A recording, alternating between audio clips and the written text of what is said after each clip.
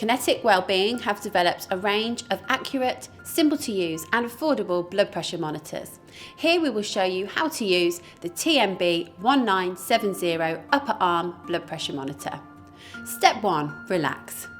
Rest for 5 minutes before taking your blood pressure. Don't eat or drink anything beforehand. Step 2. Apply the cuff.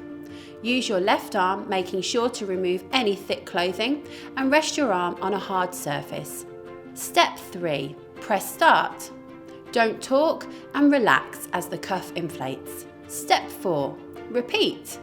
It is recommended that you take 2 to 3 additional readings, each about 2 minutes apart, to find your average. Step 5. Monitor. It's a good idea to check your blood pressure regularly. If you're concerned about your reading, speak to a healthcare professional.